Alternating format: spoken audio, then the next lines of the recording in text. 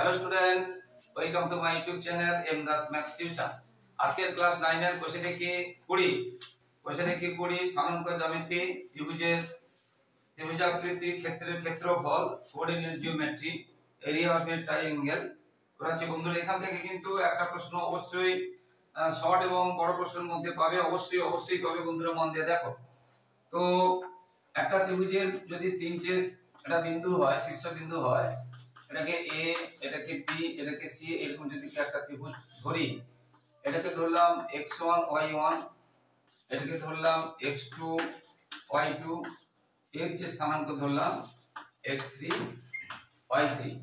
সেই ক্ষেত্রে এইরকম ত্রিভুজের ক্ষেত্রফল কি করে হবে, তার সূত্রটা কি না, একটা সূত্র হাফ ইনটু, তোমরা x1 দেখো ভালো করে, শুরু হচ্ছে x1 দিয়ে, x দিয়ে, তারপরে কি হবে, x চলে গেলে এবার y দিয়ে হবে, 1 হয়েছে 2 3 হবে, তাহলে y2 y3 এটা মনে রাখবে, বুঝতে পেরেছো? এবার x1 দিয়ে হয়েছে শুরু, এবার x2 দেখো 1 2 3, এবারে 2 3 1 পরপর করে যাবে, 1 2 3, এবার 2 3 1, তার মানে কি হবে, এখানে x কি হচ্ছে 2 হয়েছে, তাহলে 2 3 1 হবে, তারপরে 3 হবে x3, তাহলে কেউ 3, দেখো 1 2 3, 1 থেকে 2, 2 থেকে 3, 3 এর পর তার কিছু নেই, 3 এর পরে আবার 1 আসবে, তাহলে 1 2 2 3 3 1, তাহলে 3 হয়েছে, তাহলে y1 y2 এবং বর্গ একক। ক্ষেত্রফলের সূত্র কি, বর্গ একক। মোট ভিতরে y, বাইরে x, x1 x2 x3। এবার দেখো 1 2 3, দেখো 2 3 1 3 1 2 3 1 2, এটা হচ্ছে সূত্র।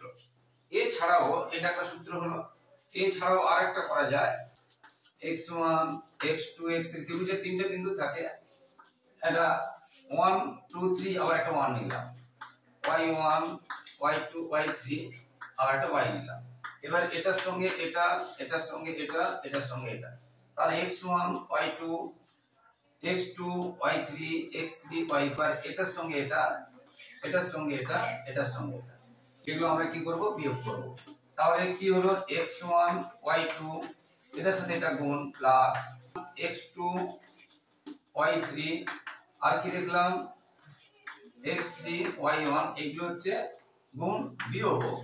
এবার নিচ থেকে যেটা আছে y1 x2 plus y2 x3 plus y3 x1, এটার সাথে এটা বিয়োগ, এগুলো গুণ যোগ, আর এগুলো গুণ করার পরে বিয়োগ, এবং সামনে যেটা ছিল সেটা হাফ, যেটা মুট বা ব্র্যাকেটের মধ্যে হাফ আছে, এটা থাকবে। দুই রকম সূত্র।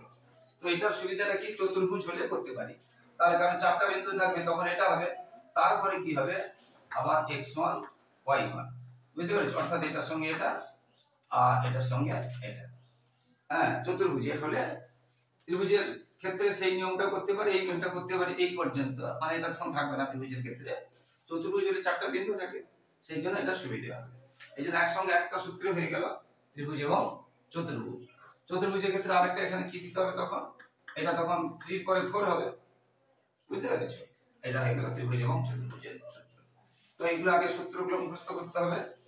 একের দাগে র্যাকেটটা, একটা ত্রিভুজের শীর্ষবিন্দু আছে 2 -2, আর একটা আছে 4 শুধু 2 +2, আর একটা আছে -1 3।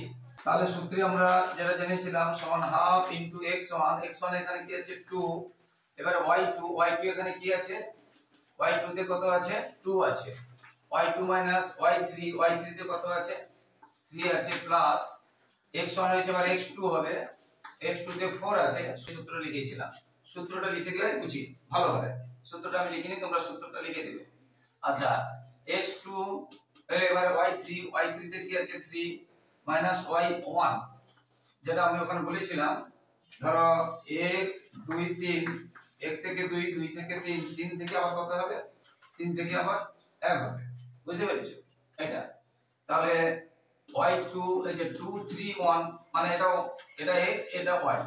এবার হলো x3, যেটা বলছি এখানে প্লাস সূত্রের জন্য দিতে হবে, আর এখানে মাইনাস, আমরা একসাথে লিখতে পারি বা এরকম x2 y3 এটা আছে, তারপরে y1, যেটা লক্ষ্য করি 1 থেকে 2, 2 থেকে 3, 3 থেকে আবার 1, বুঝতে পেরেছো? তাহলে এখানে x2 যেহেতু হয়েছে আর ভিতরে গুলো সব y হবে, তাহলে 2 এর পরে 3, 3 এর পরে এই যে 2 এর পরে 3, 3 এর পরে কত 1, তাহলে এটা y3 মাইনাস y1, y1 এর দেখো এখানে লক্ষ্য করে আমরা দুই রকম করতে পারি। দেখো লক্ষ্য করে আমরা এরকম করলে এটা দ্বিতীয় ব্র্যাকেট দিতে হবে, নাহলে একসাথে যদি করি সূত্রের জন্য আমরা কি পাচ্ছি মাইনাস, আবার এখানে মাইনাস থাকলে আমরা এরকম লিখতে পারি, অথবা ডাইরেক্ট একসাথে আমরা কি করতে পারি, এটা করতে পারি। বুঝতে পেরেছো? এবারে x3 তে কি আছে, তাহলে এটা আছে, আমরা এরকম করতে পারি, না হলে ডাইরেক্ট আমরা কি করতে পারি, মাইনাস প্লাস মাইনাসে -1 হয়ে যায়, সেটা লিখতে পারি। এবারে কি হলো x3 হয়ে গেলে কি হবে y1 y2 এটা y1 এটা y2, এটা y এর সামনে আছে, মাইনাসটা চিহ্ন চেঞ্জ হবে না, কারণ এর সামনে তো মাইনাস নেই, সূত্রের সামনে মাইনাস নেই, সেই জন্য চিহ্ন চেঞ্জ হবে না। তাহলে x3 এটা প্লাস এর পরে মাইনাস ছিল বলে একসাথে করে দিয়েছি, বুঝতে পেরেছো? x3 y1 আর y2, ঠিক আছে? ব্যাস। এবারে আমরা এটা থেকে কি পাচ্ছি, এই দুটোর মধ্যে কি পাচ্ছি, দেখো 2 ইনটু এটা যে বড় তার সাইন হবে প্লাস, এটা প্লাস এটা মাইনাস, এটা কিছু সাইন দিয়ে মানে প্লাস, প্লাসে মাইনাসে বিয়োগ হবে, আর যে বড় তার চিহ্ন হবে প্লাস 4 ইনটু 5 মাইনাস 1, এটা -2 ভালো করে শুনো, মাইনাস হচ্ছে যোগ হচ্ছে, কিন্তু চিহ্ন হচ্ছে বিয়োগ, তাহলে শেষ পর্যন্ত কি পেলাম, প্লাসে মাইনাসে মাইনাস 5 4 20 মাইনাস মাইনাসে প্লাস, তাহলে কি পেলাম এটার মধ্যে আমরা কি পেলাম 24, তাহলে এটা হলো কত, যোগ করে 2 চলে গেলে 22, অর্থাৎ আমরা এখানে কি পেতে পারি, এটাকে যদি কাটি তাহলে হচ্ছে 11, অর্থাৎ কত হলো 11 বর্গ একক। 11 তো বলেছে সমরে, 3 এরটাও বলছে সমরে, বুঝতে পেরেছো? আর 4 এরটাও বলছে মানে একই রকম, দুটো বিন্দু দিয়ে আছে আর মূল বিন্দু, হ্যাঁ সরলরেখা আছে কিনা, মানে সমরে, এই তিনটে সবগুলোই সমরেখ হবে 2 3 4। তো সমরেখ হতে গেলে কি করতে হবে, ত্রিভুজের ক্ষেত্রফল, ধরো এই একটা ত্রিভুজ, এই ত্রিভুজের ক্ষেত্রফল আমরা কি করে পাই, হাফ গুণ ভূমি গুণ উচ্চতা। এই উচ্চতা যদি কম হয়ে যায় তাহলে ভূমিটা ঠিক আছে, তাহলে উচ্চতা কম হলে ক্ষেত্রফল কম হবে, আবার আরো যদি কম হয়, ভূমিটা ঠিক আছে উচ্চতা কম হলে ক্ষেত্রফল কম হবে, এরকম কমতে কমতে যদি একদম এই রেখাতেই এসে যায় তাহলে আর উচ্চতা থাকবে না, কারণ উচ্চতা থাকবে না মানে ভূমি যাই থাকুক না কেন, ধরো হাফ ইনটু ভূমির 10 ছিল, এটা ধরো 10 ছিল, ইনটু উচ্চতা 0 হয়ে গেছে, আর 0 দিয়ে যে কোনো সংখ্যাকে গুণ করলে দিয়ে 0 হবে, অর্থাৎ ক্ষেত্রফল যদি 0 হয়, তিনটে বিন্দু দিয়ে গঠিত ত্রিভুজের ক্ষেত্রফল যদি 0 হয়, তাহলে ত্রিভুজ তিনটি কি হবে, এই বিন্দু তিনটি এক সরলরেখায় থাকবে, মানে সমরেখ হবে। অর্থাৎ আমরা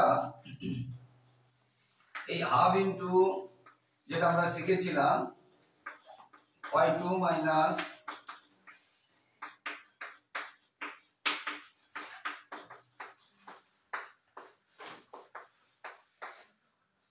এটা যে আমরা শিখেছিলাম, আমরা এটা সমান 0 হবে, অর্থাৎ আমরা ডাইরেক্ট এটা রাখতে পারি, নাও রাখতে পারি, এই অংশ যদি নাও রাখি, এই অংশটা যদি নাও রাখি, এইটা সমান 0 হলেও আমরা তিনটি বিন্দু সমরেখ আছে বলে প্রমাণ করতে পারবো।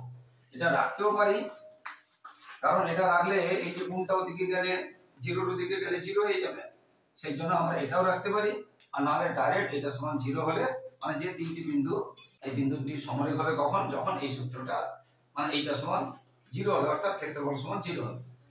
চারে দেখে শুধু মূল বিন্দু বলেছে, বিন্দুটা দেওয়া নেই, মূল বিন্দু মানে আমরা কি জানি 0 0 একটা বিন্দু আর দুটো বিন্দু দেওয়া আছে, অর্থাৎ তিনটে বিন্দু দেওয়া আছে। এবার তিনেরটা করাচ্ছি, তিনেরটা তাহলে যে বিন্দুগুলো আছে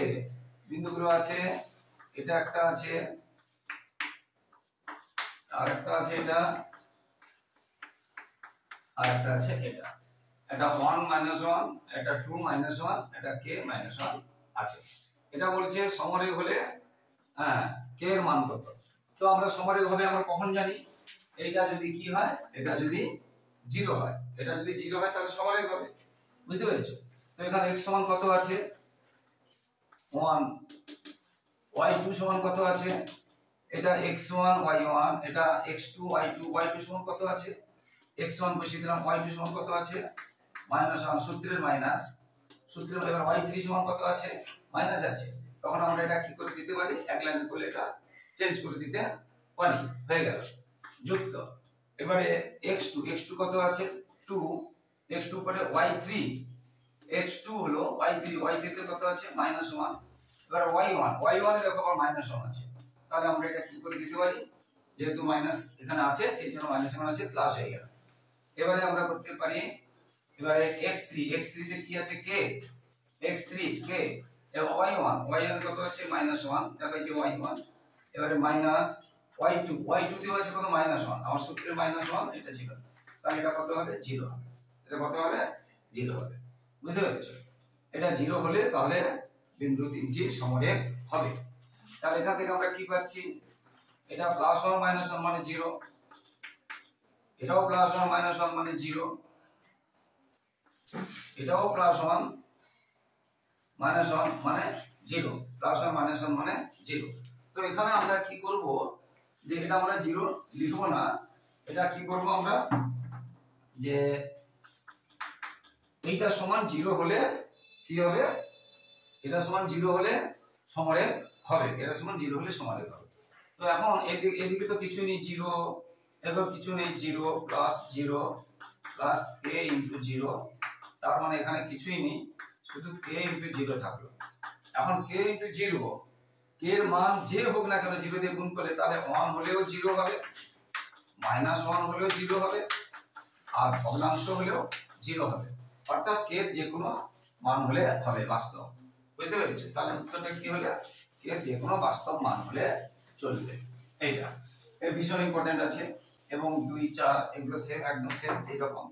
এরপরে আমরা যাচ্ছি 5 এর দাগেরটা, 5 এর দাগেরও সেম, এখানে 5 এর দাগের এক সেম প্রশ্ন আছে, দুটো বিন্দু দেওয়া আছে, এই বিন্দু সংযোজক সরলরেখার মধ্যবিন্দু, এই যে বিন্দু বলেছে এত এবং এত বিন্দুর সংযোজকের মধ্যবিন্দু আর দেওয়া আছে, তাহলে এই দুটোর মধ্যবিন্দু আর বিন্দু কি দেওয়া আছে -4 -5 আর 9 এবং 8, এই এটা এবং এই দুটোর মধ্যবিন্দু যে সংযোজক কি হচ্ছে একই সরলরেখার উপরে আছে, বুঝতে পেরেছি? এই দুটো এবং এই দুটো মধ্যবিন্দু একই সরলরেখার মধ্যে আছে। তো এর মধ্যবিন্দু কি করে বের করতে হয়, মনে করো এটা x1 y1 x2 y2, মধ্যবিন্দু কি করে বের করতে হয়, এই দুটোর মধ্যবিন্দু বের করতে হবে x1 + x2/2 আর y1 + y2/2, এই দুটো বিন্দুর মধ্যবিন্দু বের করার নিয়ম, দুটো x যোগ করে 2 দিয়ে ভাগ করব আর দুটো y যোগ করে 2 দিয়ে ভাগ করব, তাহলে আমরা এখানে এটা আমরা বেরোলাম। তো এখানে কত আছে 2 + x2 কত আছে 6, এখানে y কত আছে 1 প্লাস এখানে y2 কত আছে 5, তাহলে আমরা কত পেলাম 8, তাহলে শেষ পর্যন্ত কত পেলাম এটা এই বিন্দু। তাহলে এই দুটো বিন্দুর মধ্যবিন্দু 5 টাতে যেটা বলেছি, এত এবং এত বিন্দুতে সংযোগ সরলরেখাংশের মধ্যবিন্দু, তাহলে এত এত সরলরেখাংশের মধ্যবিন্দু মানে এই বিন্দুটা, এই বিন্দু এবং এই বিন্দুতে সংযোজক সরলরেখার উপর অবস্থিত, এই মধ্যবিন্দুটা এই দুটো বিন্দু সংযোজক সরলরেখার মধ্যে অবস্থিত। ধরো এই বিন্দুটা এখানে, এই বিন্দুটা এখানে, এটা যোগ করলাম, আর এই বিন্দুটাও কোথাও আছে, হয় এখানে না এখানে, এখানে কোথাও আছে, মানে সরলরেখার উপরেই থাকবে, এই যে এখানে এখানে এখানে এই সব জায়গায় থাকবে না, অর্থাৎ কি হবে সমরেখ হবে বা ত্রিভুজের ক্ষেত্রফল 0 হবে। এবারে তোমরা আগে নিয়মে এবারে বের করবে, ধরো এই বিন্দুটা দিয়ে ক্ষেত্রফল যাতে 0 হয় এটা তোমাদেরকে বের করতে হবে, সেটা বের করার নিয়ম একটু আগে যেটা শিখিয়েছি। তারপরে 7 এর দাগেটাতে, তো বন্ধুরা যে অঙ্কগুলো করাচ্ছি না বাকি অঙ্কগুলো কিন্তু আমার ইউটিউবে পুরনো ভিডিওতে দেওয়া আছে, তোমরা দেখে নেবে, এই পুরনো ভিডিও লিংক আমি এই ভিডিওতে দিয়ে দেবো, সমস্ত অঙ্ক পেয়ে যাবে, এছাড়া তোমরা সার্চ করেও দেখতে পারো। আর 7 এরটাতে কি আছে, ABC তিনটি বিন্দুর স্থানাঙ্ক দেওয়া আছে, দেখো মনে করো একটা ত্রিভুজ ABC, একটা ত্রিভুজে তিনটি বিন্দু দেওয়া আছে, এটা দেওয়া আছে কত 3 4, এটা দেওয়া আছে -4 3,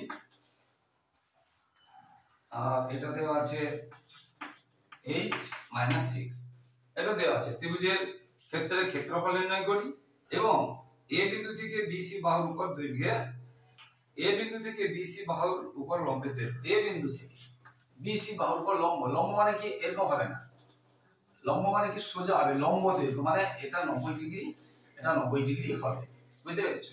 আর মধ্যমাটা কি, লম্ব আলাদা মধ্যমা আলাদা, ভালো করে বুঝো। মধ্যমা মানে কি ভূমির মাঝখানে বিন্দু, যেটা মাঝখানে কি করে বের করতে হয় একটু আগে আমরা শেখালাম। আর সে অপর যে দুটো বিন্দু দিয়ে ভূমি ধরছি তার মধ্যবিন্দু এবং অপর বিন্দু এটা হলো মধ্যমা, এটা কি বলছে মধ্যমা। আর লম্বটা কি হবে একদম সোজা, মানে ভূমির উপরে 90 ডিগ্রি করবে, ভূমির উপরে 90 ডিগ্রি করবে। তো এখানে হচ্ছে মধ্যমা বলেনি, লম্ব বলেছে। তাহলে এবিসি তিনটি বিন্দু দেওয়া আছে, ত্রিভুজের ক্ষেত্রফল নির্ণয় করি এবং এ বিন্দু থেকে বিসি বাহুর উপর লম্বের দৈর্ঘ্য নির্ণয় করি। এখানে কিন্তু দুটো কথা বলছি, বারবার বলছি, মধ্যমা বললে কি করতে হবে, এটা মধ্যবিন্দু বের করতে হবে, বুঝতে পেরেছো? আর লম্ব বললে এটা, তো ঘটনা এখানে লম্ব বলেছে, এইটা চেয়েছে, এটা যদি আমি ডি ধরে নিই, এইটা চেয়েছে, এ ডির দৈর্ঘ্য চেয়েছে, ঠিক আছে? তো প্রথমে আমরা এই তিনটে বিন্দু দিয়ে ত্রিভুজের ক্ষেত্রফল যে নিয়মে বের করতে হয় বের করব, এই তিনটে বিন্দু দিয়ে ত্রিভুজের ক্ষেত্রফল বের করব, বুঝতে পেরেছো? যে আগের যে নিয়মটা করলাম ওই নিয়মে ক্ষেত্রফল বের করব। কি কি ছিল, একটা ছিল 3 4, একটা ছিল -4 3, একটা ছিল 8 -6, এই তিনটে বিন্দু দিয়ে ক্ষেত্রফল আমরা বের করব। তো আমরা শিখেছি হাফ ইনটু, এটা x1, সূত্রটা তোমরা লিখবে, আমি সূত্রটা লিখছি, x1 মানে 3 আছে, এবার x1 y2 দিয়েও 3 আছে, মাইনাস y3, এখানে মাইনাস আছে আমাদের, তাহলে আমরা একসাথে লিখে দিই, সূত্রের মাইনাস আর এখানে মাইনাসে মাইনাসে আর সূত্রের মাইনাসে প্লাস হয়ে গেল। এবারে x1 আছে, এবারে x2 তে আমাদের মাইনাস আছে, তাহলে আমরা এখানে প্লাসে মাইনাসে মাইনাস আমরা একসাথে লিখে দিচ্ছি, বুঝতে পেরেছো? ঠিক আছে, এবারে x2, এবারে y3, এটা x2 y3 তে কত আছে 6 মাইনাস y1 আছে 4, সূত্রের মাইনাস, এবারে x3 মানে 8, y1 মানে 4 মাইনাস y3 আর y2 মানে আছে 3, এটা বর্গ একক, ক্ষেত্রফলে বর্গ কথাটা লিখতে হবে একক। তো 1/2 3, এবার এই দুটো কি আছে যোগ আছে, তাহলে আমরা এটা লিখলাম -4। এবার দেখো এই দুটোর মধ্যে কি আছে, দুটো সাইন থাকলে যোগ হবে কিন্তু চিহ্ন হবে মাইনাস, এর জন্য আমরা ব্র্যাকেটে লিখলাম, সেই জন্য আমরা এই দুটো যোগ হচ্ছে কিন্তু সাইন হবে মাইনাস, এর জন্য ব্র্যাকেটে লিখলাম। এটা থাকলো 1 আর এটা। তো এখান থেকে ভিতরে কি পাচ্ছি শেষ পর্যন্ত, এটা যদি আমরা গুণ করি, এটাও যদি গুণ করি, প্লাসে প্লাসে মানে মাইনাসে প্লাস গুণ হয়ে যাচ্ছে, মাইনাসে প্লাস গুণ হয়ে যাচ্ছে, বুঝতে পেরেছো? মাল্টিপ্লাই করছি এটা। এবারে এটা সবগুলি যোগ আছে, তাহলে আমরা যদি যোগ করি, অর্থাৎ হাতের 4 3 6 এর 7, এটা হলো। এবার তাহলে আমরা কি পেলাম, এটাকে গুণ করতে হবে 75, মানে 1/2 ইনটু 75 5 বর্গ, সব কিন্তু বারবার বলছি, এখানে কিন্তু এটা লিখতে হবে অবশ্যই বর্গ একক, এটা ক্ষেত্রফল, ঠিক আছে? লম্ব দৈর্ঘ্যটা, এটাকে আমরা বলেছিলাম এটা a, এটা b, এটা সি, লম্ব দৈর্ঘ্যটা চেয়েছে, এটা d ধরলাম, অর্থাৎ এগুলো 90 ডিগ্রি, এগুলো সব এই দৈর্ঘ্যটা চেয়েছে, AD দৈর্ঘ্যটা চেয়েছে। হাফ, এই যে এমনি ত্রিভুজের ক্ষেত্রফল, এমনি যে কোনো ত্রিভুজের ক্ষেত্রফল হাফ ইনটু ভূমি ইনটু উচ্চতা, উচ্চতাটাই হচ্ছে লম্ব হয়, লম্ব দৈর্ঘ্যটাই উচ্চতা হয়, হাফ ইনটু ভূমি ইনটু উচ্চতা, আমরা এইভাবে করতে পারি। তো এখানে তো এইটা হচ্ছে লম্ব, তাহলে এই ক্ষেত্রে আমরা কি পাবো, হাফ ইনটু ভূমি আছে, এটা ভূমিটা কি আছে BC, আর উচ্চতা বা লম্ব কত আছে AD, উচ্চতা বা লম্ব আছে কত AD, এবং এটা কি ক্ষেত্রফল, আর সেই ক্ষেত্রফলটা আমরা কত পেয়েছিলাম 75/2 লিখতে পারি, বা এই পয়েন্ট এটাও লিখতে পারি, বুঝতে পেরেছো? ক্ষেত্রফলের সূত্র, ত্রিভুজের ক্ষেত্রফলের সূত্র আরেকটা কি আছে, হাফ গুণ ভূমি গুণ উচ্চতা। তো ভূমি মানে এটা, উচ্চতা মানে এটা, এটাই চেয়েছে, হ্যাঁ, তাহলে এটা এবারে তাহলে আমাদের কি দরকার, এই যে দৈর্ঘ্য এখান থেকে এটা দুটো বিন্দুর দৈর্ঘ্য থাকলে সেটা আবার আমাদের বের করতে হবে। সেই নিয়মটা কি, দুটো বিন্দু ভালো করে শোনো, দুটো বিন্দু একটা x1 y1 আর এটা x2 এবং y2 যদি হয় দুটো বিন্দু, তার দৈর্ঘ্য বের করার নিয়ম, দৈর্ঘ্য এটা যদি b এটা যদি c হয়, এই অঙ্কের ক্ষেত্রে এটা ধরো b এটা c, বা দুটো বিন্দু দৈর্ঘ্য নিয়ম করা কি না, আমরা লিখব x1 মাইনাস x2 এর whole square plus y1 minus y2 এর হোল স্কয়ার।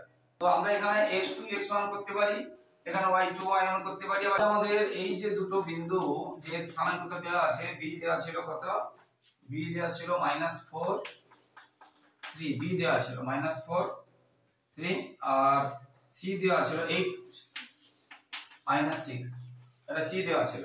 তাহলে এটা যে BC আমরা এখান থেকে যদি পাই, দৈর্ঘ্যটা কত পাবো বুঝতে পারলে? এবার সংখ্যাটা শুধু বসিয়ে দেবো, সংখ্যাটা শুধু বসিয়ে দেবো।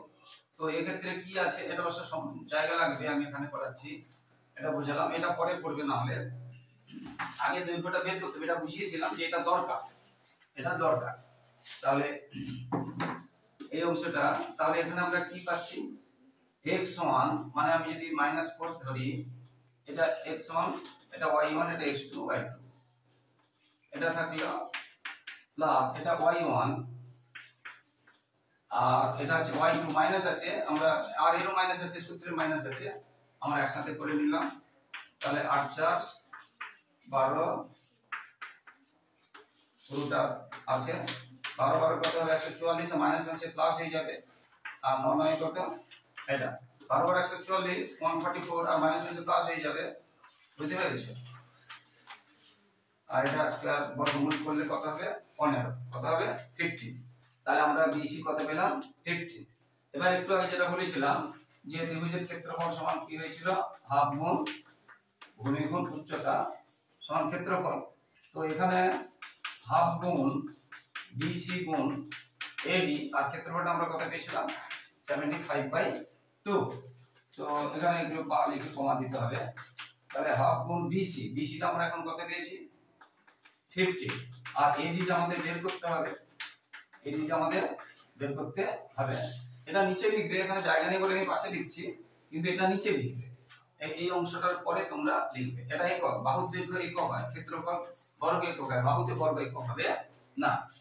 এবারে আমাদের AD এর মানটা বের করতে হবে। আমরা জানি নিচে এদিক থেকে সমানের এদিক থেকে যোগটা বিয়োগ হয়, বিয়োগটা যোগ হয়, তো ভাগটা গুণ হবে, গুণটা ভাগ হবে, তাহলে দুইটা উপরে উঠে যাবে আর 15টা নিচে নেমে যাবে। এটা 2 2 কেটে গেল, 15 5 75। তাহলে আমরা কত পেলাম, AD সমান 5 একক পেলাম, AD সমান কত 5 একক পেলাম। তো এইভাবে সমস্ত অঙ্কগুলো হবে বন্ধুরা। পরবর্তী মানে অঙ্কগুলো দেখার জন্য পরবর্তী ভিডিও ফলো করতে থাকো। আর কি বলছি, এর মধ্যে যে অঙ্কগুলো 7 পর্যন্ত যতগুলো করালাম, এর মধ্যে যে অঙ্কগুলো করাইনি সেগুলো কিন্তু আমার ইউটিউবে পুরনো ভিডিওতে পেয়ে যাবে, আমি লিংক দিয়ে দেবো, তোমরা দেখো না। সবাই ভালো থাকো বন্ধুরা, এবং তোমাদের 3rd ইউনিটের সাজেশন উত্তরসহ থাকবে এবং ভালো ভালো স্কুলের প্রশ্ন উত্তরসহ থাকবে, তাই তোমরা ফলো করো বন্ধুরা। শুধু তোমাদের নয়, 5 থেকে 10 পর্যন্ত ক্লাস 10 এর সমস্ত টেস্ট পেপারের উত্তর করে দেওয়া আছে, লং এবং শর্ট প্রশ্ন, শুধু শর্ট প্রশ্ন নয়, লং প্রশ্ন উত্তর করে দেওয়া আছে, এবং শুধু গণিত নয়, জীবনজ্ঞান জ্যোতির্বিজ্ঞান সব বই। তাই তোমার দাদা দিদি ভাইদেরকে শেয়ার করে তারা উপকৃত হবে। তাই বন্ধু প্লিজ বন্ধু আমার ইউটিউব চ্যানেলটি তোমরা শেয়ার করে একটু পাশে থাকো, সাপোর্ট করো বন্ধুরা। সবাই ভালো থাকো, সবার ভবিষ্যৎ ভালো হোক। জয় হিন্দ, বন্দে মাতরম।